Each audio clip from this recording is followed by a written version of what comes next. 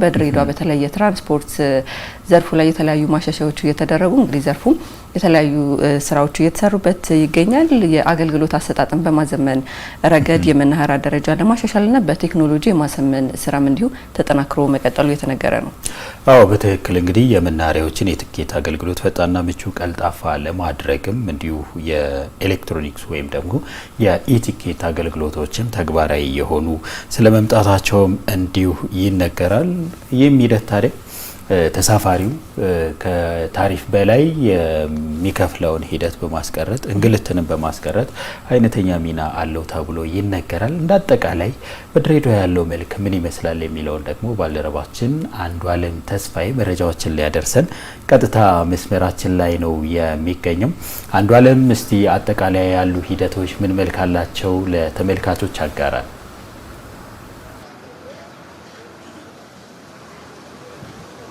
አመሰግናለሁ ወንድሙና ቤዛ እንዴት አድራችኋል? እንግዲህ የምገኘው የምስራቋ ንግስት ተብላ በምትሞካሸው ድሬዳዋ ከተማ ነው።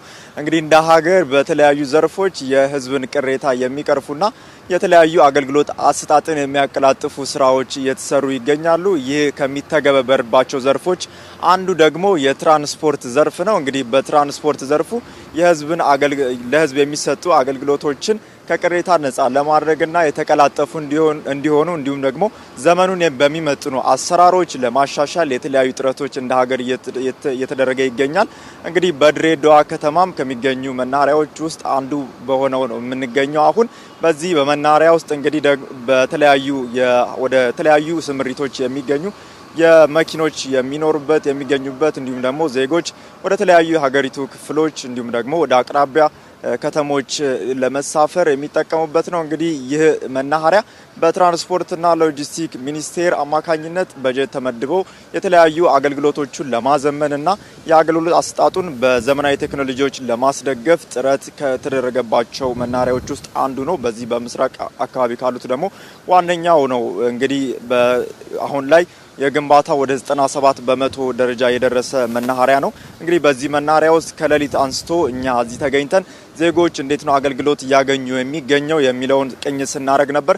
በተለይ ደግሞ ከዚህ ቀደም ከነበሩ አሰራሮች የተለያዩ መሻሻሎች መኖራቸውንና ከዚህ ቀደም ያጋጥሟቸው ከነበሩ ችግሮች አንጻር የተለያዩ ችግሮች እንደተቀረፈላቸው አገልግሎቱም ዘመናዊና የነሱንም ምቾት የጠበቀ መሆኑን ነው ያነጋገርናቸው የተገልጋዮች ማለት ነው። እዚህ ድሬዳዋ ከተማ ያገኘናቸው ወደ ተለያዩ መስመሮች የሚጓዙ መንገደኞች ማለት ነው። እንግዲህ በአጠቃላይ በዚህ በትራንስፖርት ዘርፉ በተለይ ደግሞ ድሬዳዋ ከተማ ላይ እየተሰሩ ያሉ ስራዎችን ደግሞ ዘርዘር አድርገው ሊነግሩን እዚህ አጠገቤ አንድ እንግዳ ይገኛሉ። እንግዳዬ ወይዘሮ ሹክሪ አብዱራህማን ናቸው። የድሬዳዋ በትራንስፖርትና ሎጂስቲክ ሚኒስቴር የድሬዳዋ ከተማ የትራንስፖርትና ሎጂስቲክ ባለስልጣን ዋና ስራ አስኪያጅ ናቸው። ከእሳቸው ጋር አጭር ቆይታ እናደርጋለን። በጣም አመሰግናለሁ ወይዘሮ ሹክሪ። እንግዲህ በድሬዳዋ ከተማ የትራንስፖርት ዘርፉን ለማዘመን እንደ ሀገር ከተያዘው ጋር አጠቃላይ ለማጣጣም የተለያዩ ስራዎች እየተሰሩ ይገኛሉ። በተለይ ደግሞ የደንበኞችን የተገልጋዮችን ከአገልግሎቱን ለማቀላጠፍ እንዲሁም ደግሞ የተገልጋዮችን ምቾትና እርካታ በጠበቀ መልኩ ለማስኬድ የሚሰሩ ያሉ ስራዎች ምን ይመስላሉ የሚለውን ነገር ያስረዱን። አመሰግናለሁ። እንደ ድሬዳዋ የትራንስፖርትና ዘርፍን በአጠቃላይ ከማዘመን አንጻር ሪፎርም አዘጋጅተናል። ስለዚህ ከዚህ ካዘጋጀናቸው ሪፎርሞች መካከል አንዱ መናኸሪያ አስተዳደር መናኸሪያን በዘመነ መልኩ አገልግሎት ለመስጠት ነው። ስለዚህ ሪፎርም ውስጥ ከያዝናቸው ቴክኖሎጂዎች ውስጥ የመናኸሪያን ሊያዘምኑ የሚችሉ ቴክኖሎጂዎችን ይዘናል።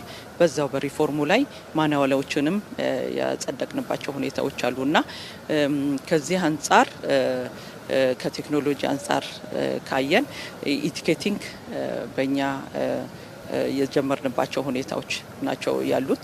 ስለዚህ ታሪፍን ከመቆጣጠር አንጻር ጥሩ አገልግሎት እየተሰጠ ያለበት ሁኔታ ነው ያለው። ያው ታሪፍ በየጊዜው እየጨመረ ያለበት ሁኔታ ነው ያለው። ጥሩ ነገሩ ሚኒስትሪው ያው በፌደራል ደረጃ ታሪፍ በየጊዜው አፕዴት እየተደረገ የሚወጣባቸው ሁኔታዎች አሉ። ወዲያውኑ እኛ ደግሞ ያንን መተግበሩ ላይ ፍጥነት ባለበት መልኩ ምን ተገብርባቸው ሁኔታዎች አሉና ያን ለመቆጣጠር በቴክኖሎጂ መስራታችንና በኢቲኬቲንግ አገልግሎት መስጣታችን ጥሩ ነገር ነው። ሌላው ደግሞ ሚኒስትሪው ትልቁ ነገር እየረዳን ያለው በተለይ በአሁኑ ሰዓት ሌሎች መናኸሪያን ሊያዘምኑ የሚችሉ ቴክኖሎጂዎችን ራሱ ኦውን አድርጎ ከሌሎች ባለድርሻ አካላቶች ጋር በመሆን ያንን እኛ ያለምንም ክፍያ ተረክበን ኢንቲግሬት አድርገን አገልግሎት መስጠት እንድንችል በቅርብም የወጡ ላውንች የተደረጉ ቴክኖሎጂዎች አሉ። ያንን ወስደን እኛም መናኸሪያችን በተሻለ መልኩ ለማዘመን በዝግጅት ላይ ነው ያለነው። አሁን እንደምታዩት መናኸሪያው ምቹ እንዲሆን ከዚህ በፊት የነበረው በጣም ጠራራ ፀሐይ ሰው የሚጠለልበት የሌለበት መኪኖቹ የሚጠለሉበት የሌለበት ስለነበረ ሚኒስትሪው እንደምታዩት ይሄን የሚያምር ሼድ የገነባለን ሁኔታ ነው ያለውና በዚሁ አጋጣሚ ላመሰግናቸው ወዳለው።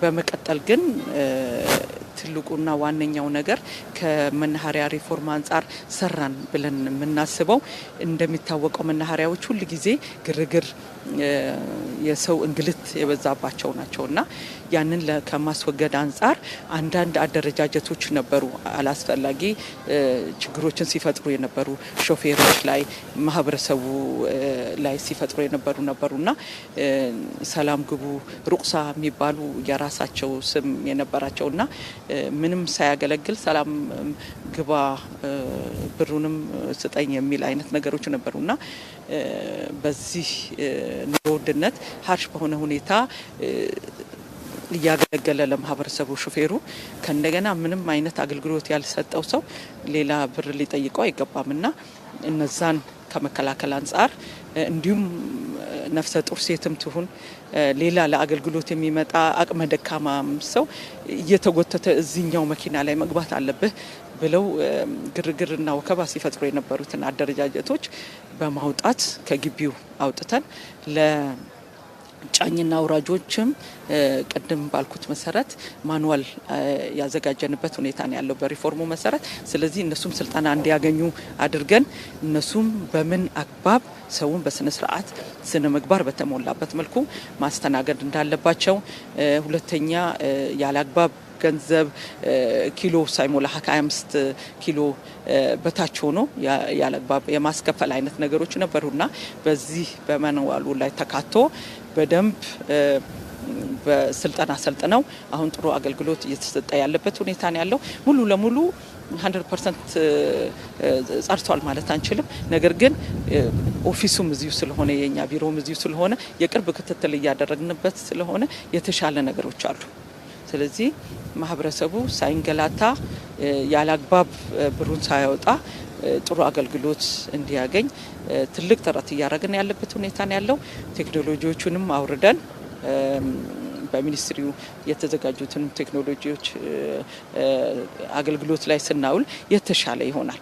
ሌላው ደግሞ እዚሁ ቢሮ ቁጭ ብለን መውረድና መከታተል ሳይጠበቅብን በካሜራዎች እንድንከታተል አሁን ኦልሞስት ግዢ ላይ ነው ያሉት። ከአንድ ወር በኋላ ብትመጡ የተሻለ ሁኔታ ላይ ሆኖ ነው የምታገኙትና ኦልሞስት የግዢ ሂደቱ እየተጠናቀቀ ያለበት ሁኔታ ነው ያለው።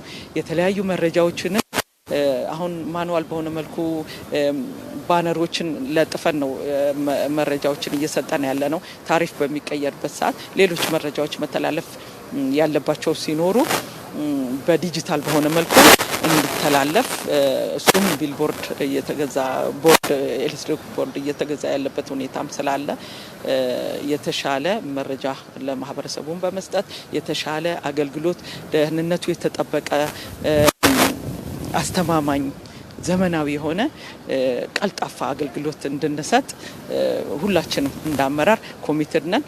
በስራችን ያሉትም ባለሙያዎች በአሁኑ ሰዓት ጥሩና ተቀናጅተን ለማህበረሰቡ ሁላችንም ለማገልገል ዝግጁ መሆናችንን ለመግለጽ ነው። እንግዲህ አሁን ያለንበት መናኸሪያ ከዚህ በክልሎች ላይ ካሉ በተለይ ደግሞ በዘመናዊነቱ እጅግ የላቀ የሚባል መናኸሪያ ነው። አሁን ላይ ወደ 97 በመቶ መድረሱን ሰምተናል። ይሄ መናኸሪያ ሲጠናቀቅ እንግዲህ ከዚህ አሁን ካለበትም የተሻለ ጥራት እንደሚሰጥ አገልግሎት እንደሚሰጥ ነው የነገሩን።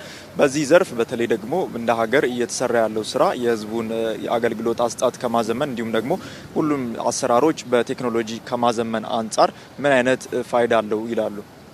አው መናኸሪያ በተማን ነው የትራንስፖርት ዘርፉ በተፈጥሮ በቴክኖሎጂ ካልደገፍከው በስተቀር ከእንግልት እና ከቅሬታዎችን ሊያመጡ ከሚችሉ ነገሮች አይጸዳም።